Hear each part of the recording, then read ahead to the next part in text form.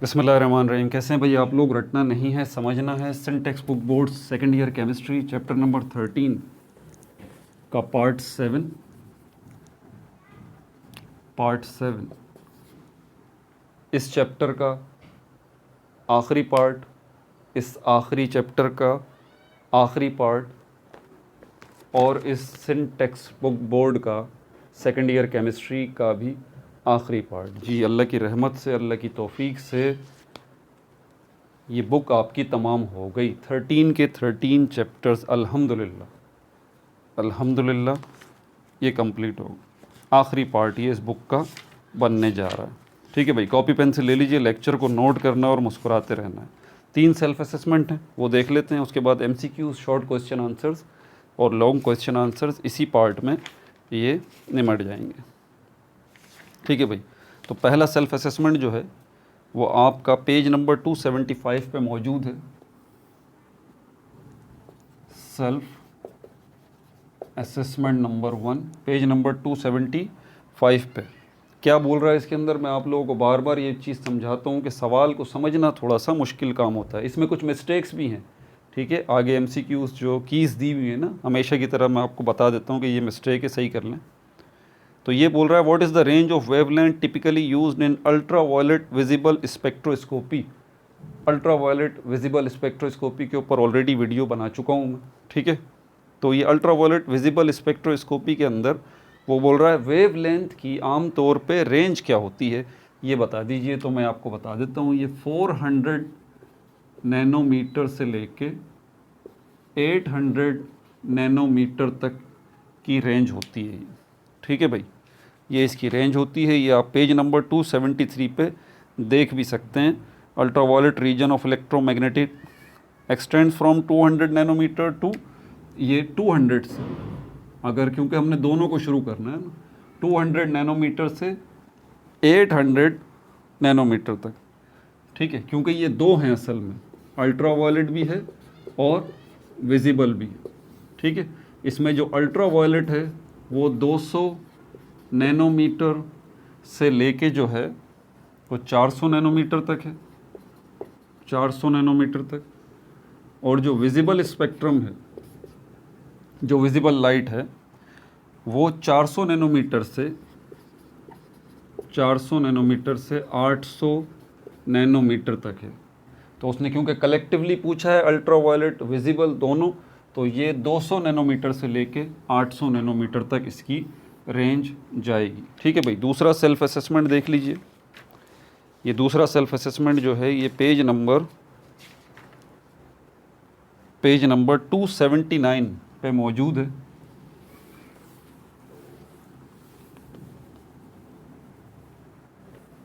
Second self assessment,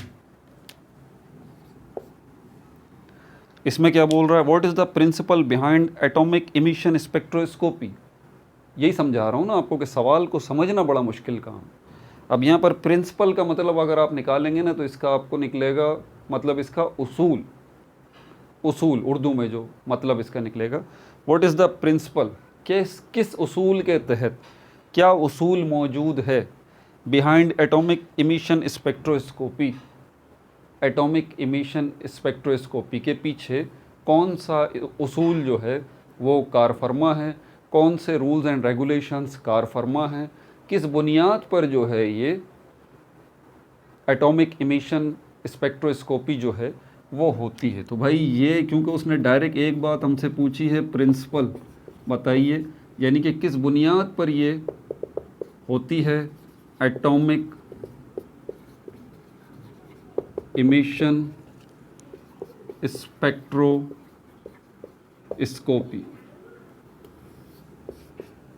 तो to the point किस बुनियाद पर होती है, किस प्रिंसिपल पे होती है ये, तो ये पेज नंबर 278 अगर आप निकाल लें यहाँ पर, तो यहाँ पर जो है वो एटॉमिक इमिशन स्पेक्ट्रोस्कोपी मौजूद है। इसके ऊपर मैं ऑलरेडी वीडियो बना चुका हूँ।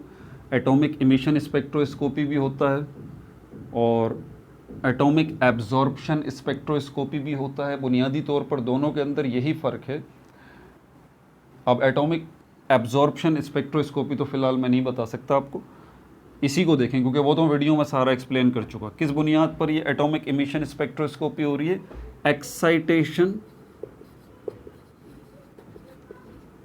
एक्साइटेशन ऑफ इलेक्ट्रॉन्स, इनकी बुनियाद पर। टू द पॉइंट कि हमें क्या करना है कि जिस सैंपल के बारे में हम जानना चाहते हैं कि वो क्या है, हमें उस सैंपल के इलेक्ट्रॉन्स, उस सैंपल के अंदर मौजूद मॉलिक्यूल्स में मौजूद, एटम्स में मौजूद इलेक्ट्रॉन्स को क्या करना है? एक्साइटेड करना है। और एक्साइटेड करने के बाद जब वो इलेक्ट्रॉन डी एक्साइटेड स्टेट में वापस आएंगे तो वो जो एनर्जी उन्होंने एब्जॉर्ब की है उसको वो खारिज करेंगे, रिलीज़ करेंगे, जो कि फोटॉन्स की शक्ल में, लाइट की शक्ल में बाहर निकलेगी। और हमने उसको डिटेक्ट कर लेना है एक प्रिंटर की, एक कंप्यूटर की स्क्रीन के ऊपर। तो वो लाइट जो निकल के आएगी डी एक्साइटेशन के नतीजे में, इलेक्ट्रॉन्स के वापस जंप करके आने के नतीजे में, हाईएस्ट एनर्जी लेवल से लोवेस्ट एनर्जी लेवल पर आने के नतीजे में इलेक्ट्रॉन के जो एनर्जी रिलीज़ होगी, जो लाइट रिलीज़ होगी, जो फोटोन रिलीज़ होंगे, उसको हम कंप्यूटर की स्क्रीन पर ले लेंगे इस ग्राफ की शक्ल में। और फिर इन ग्राफ्स को हम जो है वो स्टडी करेंगे। नॉर्मली जितने मेथड हमने स्पेक्ट्रोस्कोपी के देखे उनमें आपको ग्राफ ही मिलते हैं, माँ सिवाय इसके एटॉमिक एब्जॉर्प्शन स्पेक्ट्रोस्कोपी और एटॉमिक इमिशन स्पेक्ट्रोस्कोपी के अंदर आपको ग्राफ ऐसा नज़र नहीं आता जैसे कि इसी तरह का पहले आप देख चुके हैं। बल्कि इसके अंदर जो ग्राफ आपको नज़र आएगा, ये जो नज़र आएगा ये आपको इस तरह का नज़र नहीं आएगा, ठीक है। बल्कि जो ग्राफ नज़र आएगा वो आपको किस तरह का नज़र आएगा? इस तरह का कि उसका डार्क बैकग्राउंड होगा और उसके बीच में ये लाइंस होंगी। तो ये सेट ऑफ लाइंस जो हैं, set of black lines, set of coloured lines, set of coloured lines, ये कलर्ड लाइंस है, ठीक है, ये कलर्ड लाइंस है। और ये जो बैकग्राउंड है ये ब्लैक कलर का है, ये ब्लैक कलर का। तो आपको क्या मिलेगा? ऐसा आपको जो है वो स्पेक्ट्रम मिलेगा, ठीक है, जिसमें सेट ऑफ कलर्ड लाइंस, ये कलर्ड लाइंस मिलेंगी आपको, ये और ये देखिए 4 लाइंस आपको मिल रही हैं, 1 2 3 4, किसी में 4 मिलेंगी, किसी में 3 मिलेंगी, किसी में 5 मिलेंगी, ठीक है। तो ये सेट ऑफ कलर्ड लाइंस आपको मिलेंगी with dark background, with dark background. तो डार्क बैकग्राउंड होगा और कलर्ड लाइंस होंगी, ठीक है। और इन सेट ऑफ लाइंस को स्टडी करेंगे आप, इनकी तादाद को देखेंगे तो आपको एग्जैक्टली पता चल जाएगा कि ये जिस चीज़ को हम फाइंड आउट करने जा रहे हैं इसमें कौन कौन से एलिमेंट्स मौजूद हैं, क्योंकि हर एलिमेंट का स्पेसिफिक सेट होता है। बहरहाल ये तफसीलात तो मैं वीडियो में पूरी तफसील से बता चुका हूँ। तो किस प्रिंसिपल के तहत ये इसके पीछे कौन सा प्रिंसिपल काम कर रहा है एटॉमिक इमिशन स्पेक्ट्रोस्कोपी के पीछे? एक्साइटेशन ऑफ इलेक्ट्रॉन और डी एक्साइटेशन ऑफ इलेक्ट्रॉन, जिसके अंदर क्या हो रहा है कि इलेक्ट्रॉन्स एक्साइटेड हो रहे हैं, डी एक्साइटेड हो रहे हैं, और डी एक्साइटेड होने के दौरान वो एनर्जी अपने अंदर से रिलीज़ कर रहे हैं, लाइट अपने अंदर से रिलीज़ कर रहे हैं, फोटॉन्स अपने अंदर से रिलीज़ कर रहे हैं। उसी लाइट, उसी एनर्जी, उन्हीं फोटॉन्स को जब हम एक पेपर पे ले रहे हैं तो हमें कंप्यूटर की स्क्रीन पे जो हमें नज़र आ रहा है वो हमें इस किस्म का स्पेक्ट्रम नज़र आ रहा है, जिसका बैकग्राउंड जो है वो ब्लैक है और उसके ऊपर स्पेसिफिक कलर्ड लाइंस जो हैं वो मौजूद हैं। इस प्रिंसिपल के ऊपर एटॉमिक इमिशन स्पेक्ट्रोस्कोपी वर्क करती है, ठीक है भाई। अब आ जाइए यहाँ पर self assessment number 3। Self assessment number 3 ये कहाँ पर मौजूद है? सेल्फ असेसमेंट नंबर 3 ये पेज नंबर 280 पे, बराबर वाले पेज पे। वो बोल रहा है व्हाट इज़ मास स्पेक्ट्रम। पहले तो ये पूछ रहा है आपसे मास स्पेक्ट्रम क्या है, मास स्पेक्ट्रम, पहला सवाल उसका ये है। फिर बोल रहा है what is the role of detector in mass spectrometer. इसमें एक डिटेक्टर लगा हुआ होता है, इसका रोल क्या है? ये बता दीजिए किसके अंदर, मास स्पेक्ट्रोमीटर के अंदर, मास स्पेक्ट्रोमीटर के अंदर। तो दो बातें इसने आपसे पूछी हैं। पहली बात, मार्क स्पेक्ट्रोमीटर क्या है, इसको देख लेते हैं। ये मास स्पेक्ट्रोमीटर डिवाइस है एक, ठीक है। इसमें हो क्या रहा है, इसमें मास स्पेक्ट्रोस्कोपी हो रही है। मास स्पेक्ट्रोस्कोपी की मदद से आप क्या फाइंड आउट कर रहे हैं, मास स्पेक्ट्रोस्कोपी की मदद से आप मॉलिक्यूलर मास फाइंड आउट कर रहे हैं। मॉलिक्यूलर मास जो है वो अननोन कंपाउंड्स का, अननोन कंपाउंड्स का मॉलिक्यूलर मास फाइंड आउट कर रहे हैं, ठीक है।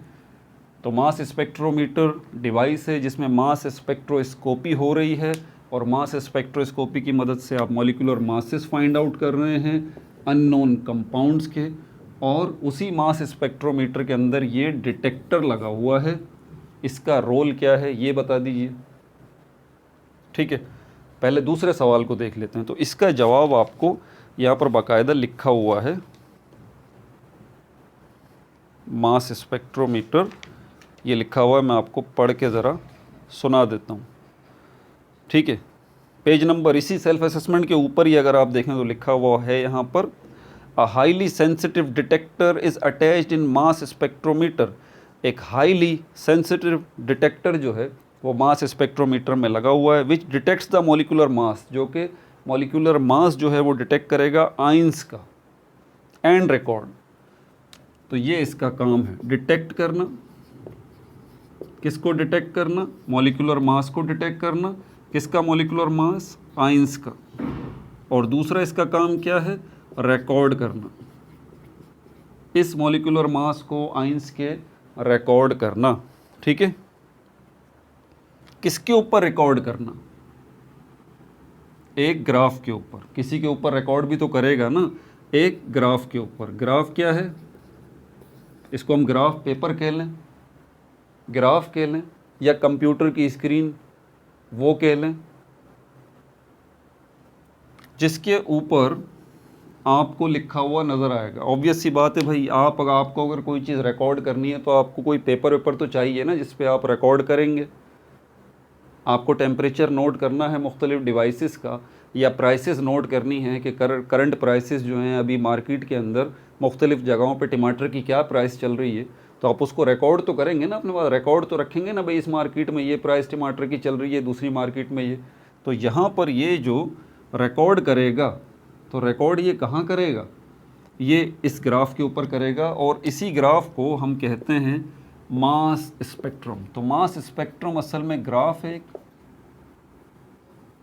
ठीक है। और ये ग्राफ क्या है, यहाँ पर जो मास स्पेक्ट्रोमीटर के अंदर ये ग्राफ जो लगा हुआ है, ये असल में है क्या, ये एक स्क्रीन है, ये एक स्क्रीन है। इसी स्क्रीन पे आपको मॉलिक्यूलर मास नज़र आएगा आइंस का। इसी स्क्रीन पे आपको मॉलिक्यूलर मास नज़र आएगा आइंस का। किस शक्ल में नज़र आएगा, आपको कुछ इस शक्ल में नज़र आएगा। ये लाइन एक बनी हुई होगी, दूसरी लाइन ये होगी, तीसरी लाइन इसके साथ ये बनी हुई होगी, चौथी लाइन ये बनी हुई होगी। इस तरह की लाइंस जो है वो बनी हुई होंगी, और ये जो आपको शक्ल नज़र आ रही है, यही शक्ल असल में स्क्रीन के ऊपर आपको नज़र आ रही है। और ये जो शक्ल आपको नज़र आ रही है, इसी को हम कहते हैं ग्राफ, और आम ज़बान में इसको ग्राफ कहा जाएगा। लेकिन इस ग्राफ का एक स्पेसिफ़िक नाम है, यहाँ पर इस ग्राफ को हम कहेंगे मास स्पेक्ट्रम। इस ग्राफ को हम मास स्पेक्ट्रम का नाम देंगे, ठीक है। क्यों, क्योंकि ये ग्राफ जो नज़र आ रहा है आपको मास स्पेक्ट्रोमीटर में नज़र आ रहा है, ठीक है भाई। ये सेल्फ असेसमेंट नंबर 3 भी हो गया, मास स्पेक्ट्रम भी आपको पता चल गया कि क्या होता है, ग्राफ होता है, या इसका पूरा नाम अगर आप चाहें तो ये स्पेक्ट्रोग्राफ इसको असल में कहते हैं, स्पेक्ट्रोग्राफ इसको हम कहते हैं, ठीक है भाई। अच्छा, अब चल लेते हैं यहाँ पर MCQs। सबसे पहले देख लें, सेल्फ असेसमेंट हो गए। MCQs के अंदर एक जगह मिस्टेक भी है, जैसे कि मैंने कहा था,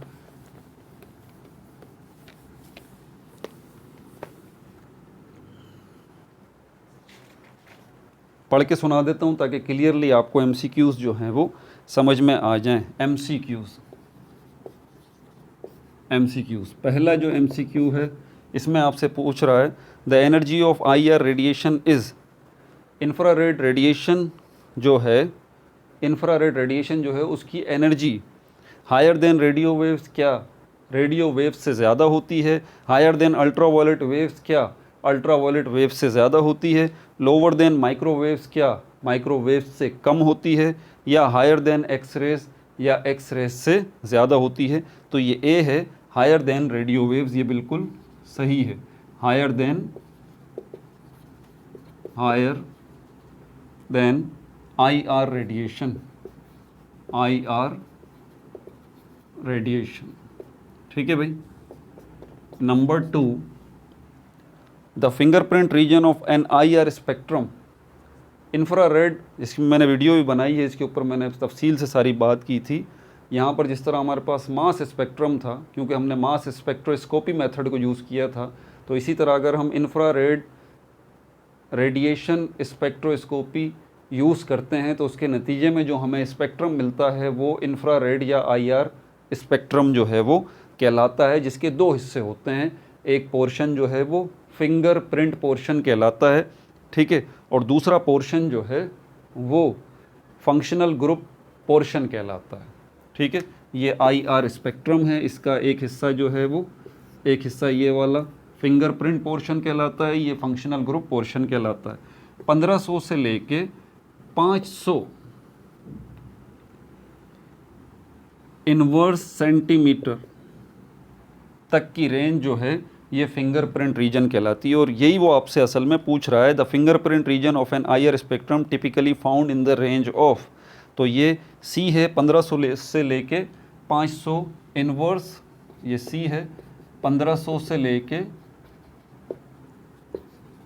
500 इनवर्स सेंटीमीटर तक की रेंज है इसमें, ठीक है भाई। तीसरा जो है उसको देख लेते हैं।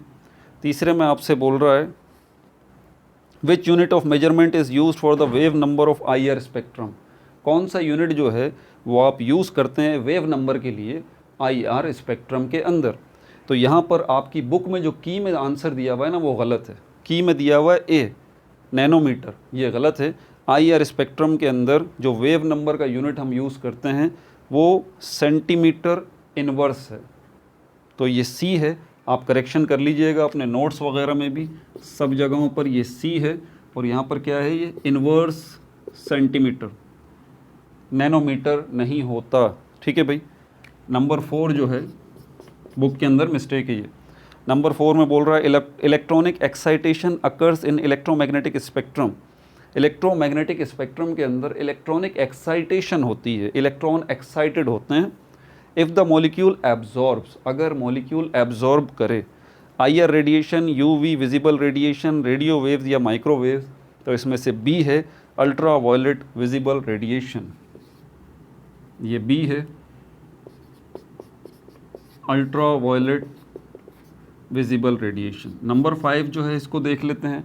नंबर 5 में बोल रहा है in NMR spectroscopy the hydroxyl proton of C2H5OH appears as a broad singlet around. तो ये जब आप NMR स्पेक्ट्रोस्कोपी करते हैं, इसके ऊपर वीडियो में ऑलरेडी तफसील से बना चुका हूँ। इसमें हाइड्रोक्साइल प्रोटॉन जो है OH के अंदर जो ये हाइड्रोजन मौजूद है, इसी को ये हाइड्रोक्साइल प्रोटॉन कह रहा है। Of ethanol C2H5OH appears as a broad singlet, एक ब्रॉड सिंगलेट यानी कि एक जो ग्राफ पेपर के ऊपर लाइन नज़र आती है, सिंगल लाइन, ठीक है, वो आपको जो नज़र आ रही है इस तरह ये नज़र आ रही है सिंगल लाइन, ठीक है। ये जो ग्राफ बना हुआ है, स्पेक्ट्रम जो बना हुआ है, इसी तरह की आपको सिंगलेट वो बोल रहा है, सिंगल लाइन जो है वो नज़र आएगी किसके अंदर, किसके लिए, हाइड्रोक्साइल प्रोटॉन के लिए। ये C2H5OH के अंदर ये जो OH है, इसके अंदर जो ये H है, इसी को ये प्रोटॉन बोल रहा है। इसके लिए एक जो लाइन यहाँ पर नज़र आएगी जिसको वो सिंगलेट बोल रहा है, ये कहाँ पर ज़ाहिर होगी, पार्ट्स पर मिलियन में बता दीजिए। तो ये C है 4 से 5 ppm, ये C है 4 to 5 ppm की रेंज में जो है वो ये हाइड्रोक्साइल प्रोटॉन सिंगलेट आता है। नंबर 6 जो है इसके अंदर हमारे पास क्या है, atomic absorption spectrum is represented by atomic absorption spectrum, atomic emission spectrum नहीं बोल रहा, एटॉमिक एब्जॉर्प्शन स्पेक्ट्रम किस तरह रिप्रेजेंट किया जाता है, ये ए है, इस पर टिक लगा लीजिए। बड़ी लंबी लाइन लिखी है इसलिए लिख नहीं सकता, मैं वैसे ही बता देता हूँ। ए में लिखा है dark lines against bright background, ये मैंने अभी भी बात बताई थी, डार्क लाइन, बल्कि वो तो मैंने एमिशन के बारे में बताई थी, sorry, dark lines against bright background. अच्छा, उसके बाद 7 जो है इस पे आ जाइए। 7 में बोल रहा है infrared spectroscopy is a technique use to determine dash in the given organic molecule. Infrared spectroscopy, ये जो टेक्निक है आप इसको इस्तेमाल करते हैं टू डिटरमाइन, पता चलाने के लिए, dash in the given organic molecule, organic molecule के अंदर किस चीज़ को, तो ये सी है, फंक्शनल ग्रुप जो है उसको हम फाइंड आउट करने के लिए करते हैं ये फंक्शनल ग्रुप। नंबर 8 जो है ये देख लीजिए, नंबर 8 में आपसे बोल रहा है highest ultra violet visible absorption energy require for the transition of, तो ये a to sigma to anti molecular bonding sigma, ये स्टार वाला जो है, तो ये ए है, इस पर टिक लगा लीजिए। ये है हमारे पास सिग्मा टू सिग्मा स्टार। अच्छा, उसके बाद नंबर 9 पे आप देखिए, यहाँ पे कह रहा है NMR spectroscopy is carried out if radiations interact with molecules in high magnetic field. NMR spectroscopy जो है वो हो सकती है, कब हो सकती है, इफ़ रेडिएशंस इंटरेक्ट, अगर रेडिएशंस जो हैं वो इंटरेक्ट होती हैं मॉलिक्यूल्स के साथ इन high magnetic field, high magnetic field में। तो ये रेडिएशंस जो आप इंटरेक्ट करवा रहे हैं मॉलिक्यूल्स के साथ, ये रेडिएशंस कौन सी हैं वो असल में ये जानना चाह रहा है, तो ये बी है, टिक लगा लीजिए। ये क्या है हमारे पास, ये है हमारे पास रेडियो रेज, रेडियो वेव्स आप इनको कहें, रेडियो वेव्स, या वैसे रेज भी सही है। नंबर 10 जो आखिरी वाला है ये, इसके अंदर आपसे बोल रहा है in which of the following spectroscopy technique D2O, एक H2O होता है जिसमें हाइड्रोजन, जिसको हम प्रोटियम कहते हैं, वो मौजूद होता है H2O। आपको पता है हाइड्रोजन के 3 आइसोटोप्स हैं, प्रोटियम है, ड्यूट्रियम है, ट्रीटियम है। तो H2O, इसमें जो प्रोटियम है H2O, इसकी जगह आप ड्यूट्रियम लगा दें, पानी इससे भी बनेगा, ठीक है, तो ये D2O कहलाएगा। T2O, ट्रीटियम लगा दें, पानी इससे भी बनेगा। इंटरेस्टिंग बात है ना, आइसोटोप्स चेंज होने से वो चीज़ चेंज नहीं होती, वो पानी होगा, हाँ वो दूसरे किस्म का पानी बन जाएगा लेकिन रहेगा वो पानी। तो H2O, D2O, वो बोल रहा है यहाँ पर, ये जो D2O को जो है हम एज अ सॉल्वेंट यूज़ करते हैं किसके अंदर, किस स्पेक्ट्रोस्कोपिक मेथड के अंदर, तो ये NMR स्पेक्ट्रोस्कोपी है जिसके अंदर हम D2O को एज अ सॉल्वेंट जो है वो यूज़ करते हैं। तो ये 10th जो है इसमें B जो है, इस पे आप टिक लगा लीजिए, ये NMR स्पेक्ट्रोस्कोपी हो जाएगी। ठीक है भाई, MCQs भी निमट गए, शॉर्ट क्वेश्चंस देख लें।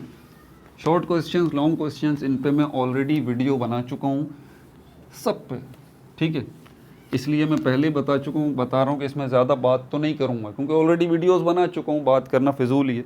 मकसद आपको सवाल समझाना है कि ये आपसे बोल क्या रहा है। प्रॉब्लम यहाँ पर ये होती है बच्चों को सवाल ही समझ में नहीं आता, वो अपने तुक्के लगा रहे होते हैं कि हाँ ये पूछ रहा है हमसे, शायद ऐसी बात नहीं है भाई। क्वेश्चन नंबर 1 जो है इसमें आपसे बोल रहा है what types of nuclei are detected, किस किस्म के न्यूक्लियाई जो है वो डिटेक्ट होते हैं in proton NMR spectroscopy, proton NMR spectroscopy के अंदर। NMR स्पेक्ट्रोस्कोपी की भी टाइप होती है, प्रोटॉन NMR स्पेक्ट्रोस्कोपी भी होता है, कार्बन 13 NMR स्पेक्ट्रोस्कोपी भी होता है। ये ख़ास तौर पे प्रोटॉन NMR स्पेक्ट्रोस्कोपी का पूछ रहा है, उसके अंदर किस किस्म के न्यूक्लियाई जो है वो डिटेक्ट होते हैं। तो ये मैं आपको बता देता हूँ, इसमें हमारे पास ट्रिपलेट है,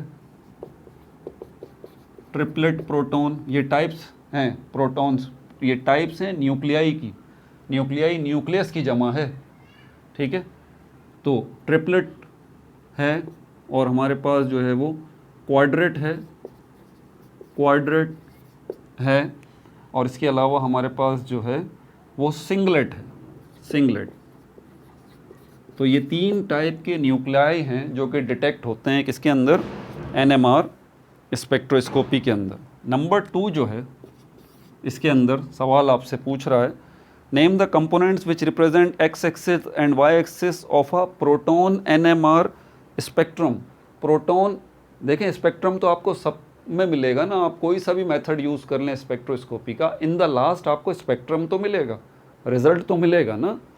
तो यहाँ पर ये बता रहा है प्रोटॉन NMR स्पेक्ट्रम जो है, प्रोटॉन NMR स्पेक्ट्रम जो है, इसके अंदर ये एक्स एक्सिस है और ये वाई एक्सिस है, इस पे जो कंपोनेंट हैं वो क्या रिप्रेजेंट करते हैं। तो नोट कर लीजिए भाई, जो एक्स एक्सिस पे है वो कंपोनेंट आपको केमिकल शिफ्ट के बारे में बताते हैं, केमिकल शिफ्ट के बारे में बताते हैं, ठीक है। और जो ये वाई एक्सिस है ये आपको जो है वो बताता है intensity of NMR signal. Y axis से आपको पता लगती है इंटेंसिटी ऑफ NMR सिग्नल, ठीक है भाई। यही इसका सवाल है, वो आपसे ये पूछ रहा है। क्वेश्चन नंबर 3 जो है इसके अंदर आपसे बोल रहा है differentiate between atomic absorption and emission spectroscopy. इसके ऊपर तो कंप्लीट वीडियो बनी हुई है, वो आप देख सकते हैं। नंबर 4 में पूछ रहा है आपसे what is the purpose of ultra violet visible spectroscopy. मकसद क्या है, पर्पस का मतलब मकसद क्या है, ये अल्ट्रा वायलेट विजिबल स्पेक्ट्रोस्कोपी जो हम कर रहे हैं इसका मकसद क्या है, आप मकसद बता दीजिए इसका। मैं आपको टू द पॉइंट मकसद बता देता हूँ इसका, कि इसकी मदद से आप किसी कंपाउंड के अंदर, ये एक सैंपल आपको मिला हुआ है, इसके अंदर मॉलिक्यूल मौजूद हैं, ठीक है। मॉलिक्यूल के अंदर आया डबल बॉन्ड मौजूद है, ट्रिपल बॉन्ड मौजूद है, या कॉन्जुगेटेड सिस्टम है। कॉन्जुगेटेड सिस्टम का मतलब होता है अल्टरनेट डबल और ट्रिपल बॉन्ड, अल्टरनेट डबल और ट्रिपल बॉन्ड मौजूद हैं, ऐसे सिस्टम को कॉन्जुगेटेड सिस्टम कहा जाता है। तो ये अल्ट्रावायलेट विजिबल स्पेक्ट्रोस्कोपी का बुनियादी मकसद है कंपाउंड्स के अंदर उन मॉलिक्यूल्स को डिटेक्ट करना, क्या है उसके अंदर डबल बॉन्ड है, ट्रिपल बॉन्ड है, या कॉन्जुगेटेड सिस्टम जो है वो मौजूद है, ठीक है भाई। एक तो इसका ये मकसद है। फिर आपसे बोल रहा है what is its application in chemistry and biology. Chemistry और बायोलॉजी के अंदर इसका इस्तेमाल कहाँ पर कर रहे हैं हम, आप वो इस्तेमाल जो है वो बता दीजिए। तो इसका इस्तेमाल जब आप, वो तो मैं बता ही चुका हूँ, ये रहा डबल बॉन्ड फाइंड आउट कर रहे हैं, ट्रिपल बॉन्ड या कॉन्जुगेटेड सिस्टम जो है फाइंड आउट कर रहे हैं मॉलिक्यूल के अंदर, क्या सिर्फ यही है? नहीं, इसके अलावा एक और काम भी होता है, concentration of unknown compound in a solution, ठीक है। ये बीकर है, इसके अंदर मैं पानी लेता हूँ, ये पानी के अंदर एक सॉल्ट जो है मैं डाल देता हूँ सोडियम क्लोराइड इसके अंदर, दूसरा सॉल्ट जो है मैग्नीशियम क्लोराइड भी इसके अंदर मैं डाल देता हूँ। आपको इसके बारे में तो बता देता हूँ कि इसके अंदर एक सॉल्वेंट मैंने सोडियम क्लोराइड डाला हुआ है, दूसरे के बारे में नहीं बताता, दूसरे के बारे में नहीं बताता, ना ये बताता है कि इसके अंदर दूसरा सॉल्यूट कौन सा मैंने मिक्स किया है, ना उसकी कंसंट्रेशन बताता, ना उसकी मिकदार बताता। तो अननोन कंसंट्रेशन फाइंड आउट करने के लिए भी जो है ये इसको यूज़ किया जाता है, अननोन कंसंट्रेशन फाइंड आउट करने के लिए इसको यूज़ किया जाता है अल्ट्रावायलेट विजिबल स्पेक्ट्रोस्कोपी के अंदर। यही इसकी एप्लीकेशन है केमिस्ट्री के अंदर और बायोलॉजी के अंदर, ठीक है भाई। क्वेश्चन नंबर 4 भी हो गया। अब ज़रा डिस्क्रिप्टिव क्वेश्चंस को देख लीजिए, डिस्क्रिप्टिव क्वेश्चन आंसर्स। डिस्क्रिप्टिव,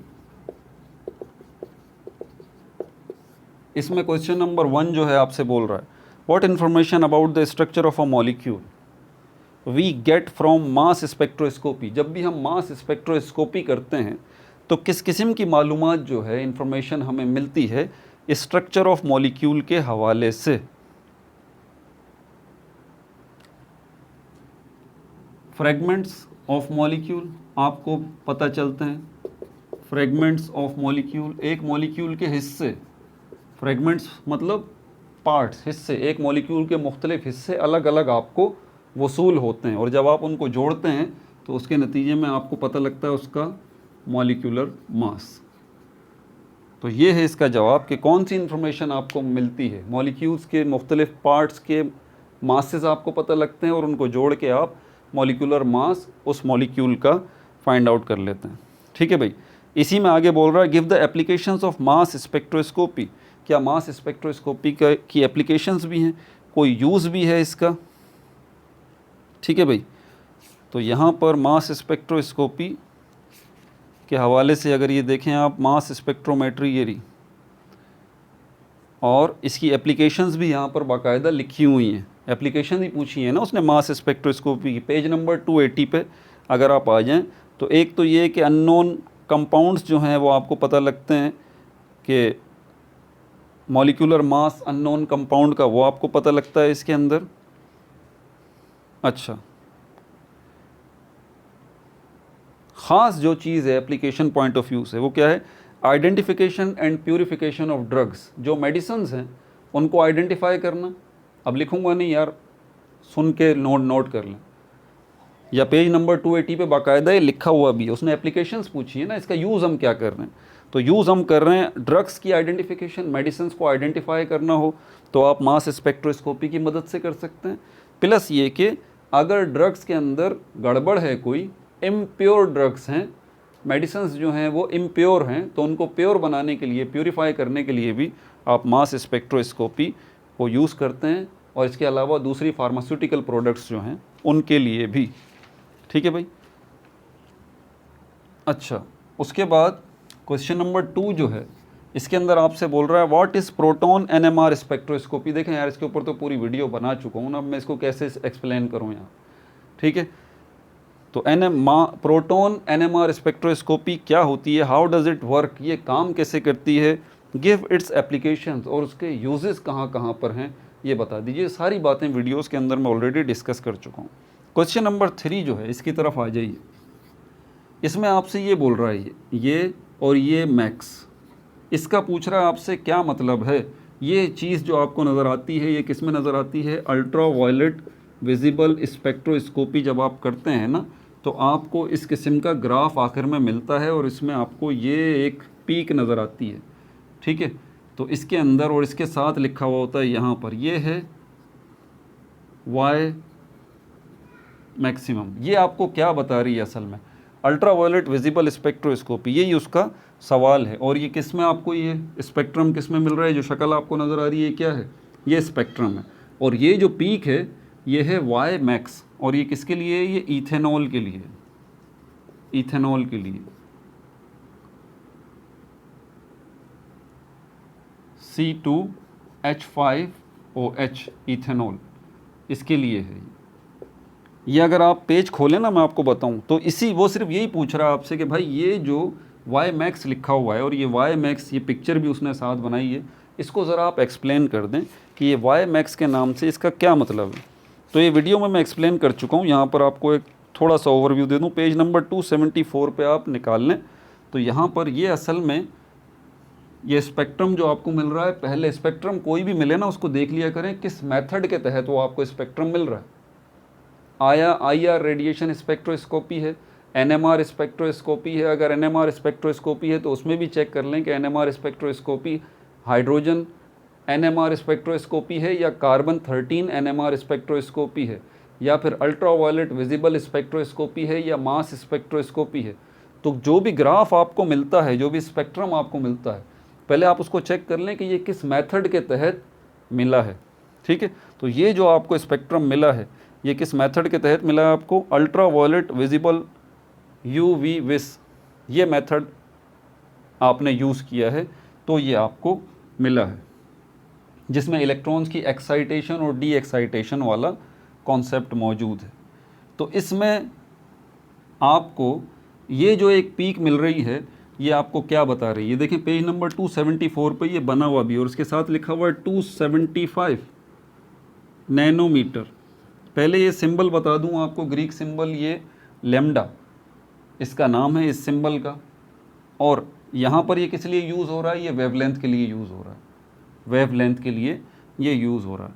ये आपको बता रहा है मैक्सिमम वेवलेंथ, वाई मैक्स मतलब मैक्सिमम वेवलेंथ, यहाँ पर ये मैक्सिमम वेवलेंथ की पीक है, ये पीक जो है मैक्सिमम वेवलेंथ की है। और कितनी मैक्सिमम वेवलेंथ है वो 275 नैनोमीटर। वेवलेंथ का यूनिट जो है आपको पता है नैनोमीटर में हम लेते हैं, वेव नंबर का यूनिट जो हम लेते हैं वो इन्वर्स सेंटीमीटर लेते हैं। तो बहरहाल ये जो पीक है आपको ये क्या बता रही है, ये आपको बता रही है अल्ट्रा वायलेट विजिबल स्पेक्ट्रोस्कोपी के दौरान जो एक्साइटेशन और डी एक्साइटेशन ऑफ इलेक्ट्रॉन्स हो रही है, उसके नतीजे में जो एनर्जी रिलीज़ हो रही है, फोटॉन्स रिलीज़ हो रहे हैं, लाइट रिलीज़ हो रही है वेव की शक्ल में, उसकी वेवलेंथ जो है मैक्सिमम आपको ये मिल रही है। और ये 275 नैनोमीटर इस वक्त इसकी रेंज बताई गई है। तो इससे आपको पता क्या लग रहा है, आसान लफ्ज़ों में इससे आपको पता क्या लग रहा है। तो यहाँ पर इसने बताया है कि अगर 180 से लेके ये बुक 320 नैनोमीटर की अगर आपको कोई ऐसी पीक मिलती है, ठीक है, तो ये आपको क्या इन्फॉर्मेशन दे रही है, पहले ये बता रही है आपको कि ये पाई और स्टार पाई ये ट्रांजिशन हुई है। इस पर सेपरेट वीडियो बनी हुई है, मैं बार बार कह रहा हूँ, इस पर सेपरेट वीडियो बनी हुई है, तफसील से मैंने बात कर दी है उसके अंदर। तो ये पाई स्टार पाई ट्रांजिशन, पहली बात तो ये हुई है। और पाई और स्टार पाई ट्रांजिशन जब भी ये होती है तो इसके अंदर आपको जो वेवलेंथ की रेंज मिलती है रेडिएशंस की, वो ये मिलती है 180 से लेके 320 नैनोमीटर के दरमियान की। और जब भी ये आपको इस किस्म की वेवलेंथ मिलती है, इस रेंज के दरमियान आपको मिलती है, तो आपको पता क्या लगता है, आपको पता लगता है कि इस चीज़ के अंदर जो है, इस चीज़ के अंदर जिसके बारे में हम जानना चाह रहे हैं, उसमें डबल बॉन्ड भी है, उसमें ट्रिपल बॉन्ड भी है, और उसके अंदर एरोमेटिक रिंग्स भी हैं, एरोमेटिक रिंग्स भी हैं। तो टू द पॉइंट जो उसने बोला ना, इसको एक्सप्लेन करें, ये क्या बता रहा है, तो ये इतनी रेंज की पीक जो आपको नज़र आ रही है ये स्पेक्ट्रम में, ये कितनी है, ये लैम्डा मैक्सिमम कहलाती है। और ये कितनी है, ये 275 नैनोमीटर की हमारे पास आ रही है। ये कब हमें मिल रही है, एक्साइटेशन और डी एक्साइटेशन के दौरान। डी एक्साइटेशन के दौरान जो लाइट मिल रही है, जो फोटॉन्स मिल रहे हैं, जो रेडिएशंस मिल रही हैं, जिसको हम इस स्पेक्ट्रोग्राफ पे ले रहे हैं, तो ये पीक मिल रही है। तो इससे हमें पता लग रहा है कि जिस चीज़ से, जिस सैंपल में से ये ट्रांजिशन हो रही है इलेक्ट्रॉन्स की, वो सैंपल जो है उसके अंदर डबल बॉन्ड भी मौजूद है, ट्रिपल बॉन्ड भी मौजूद है, और एरोमेटिक रिंग्स भी मौजूद हैं। क्यों, इस वेवलेंथ की वजह से 275, क्योंकि ये जो 275 नैनोमीटर की वेवलेंथ है ये असल में इसमें आती है। बाकी तफसीलात वीडियो में मैं ऑलरेडी बता चुका हूँ, ठीक है भाई। और क्या बात बोल रहा है इसके अंदर, अच्छा क्वेश्चन नंबर 4 देख लें अब। क्वेश्चन नंबर 4 जो है इसमें आपसे बोल रहा है explain the graph of proton NMR of ethanol, proton peaks of OH, CH2 and CH3। ये जो ग्राफ है प्रोटॉन NMR का बना देता हूँ आपके सामने, इसको एक्सप्लेन कर दें। वैसे ये वीडियो में मैं एक्सप्लेन कर चुका हूँ, लेकिन यहाँ भी एक्सप्लेन कर देता हूँ। ये आपको इथेनॉल मॉलिक्यूल के हवाले से क्या मालूमात फ़राहम कर रहा है। ये जो एक ग्राफ है ये कौन सा है, NMR, HNMR, hydrogen NMR, nuclear magnetic resonance spectrum है ये, ठीक है भाई। और इसके अंदर आपको यहाँ पर ये 10 है, और यहाँ पर आ जाएं तो ये 0 है।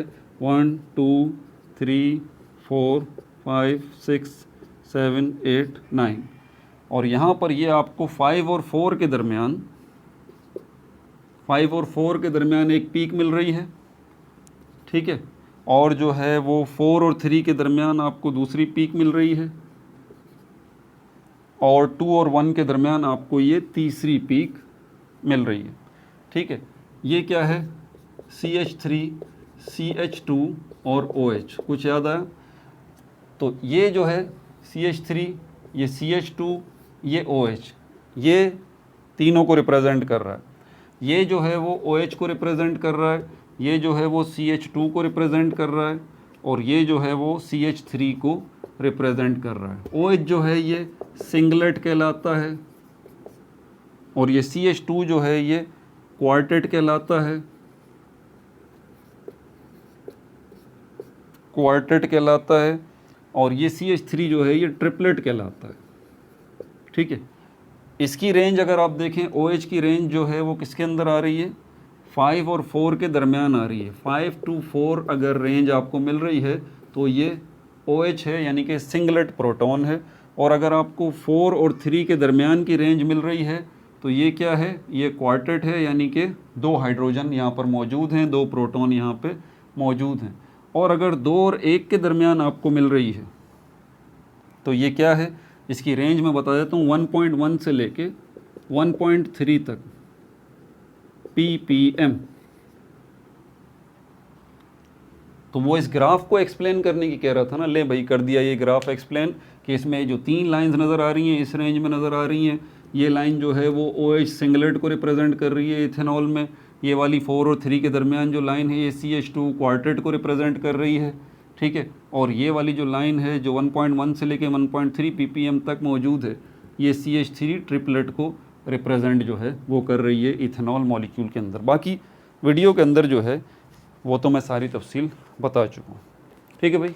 बुक तमाम हो गई है, अपना बहुत ज़्यादा ख्याल रखिएगा। No like no subscribe, only share.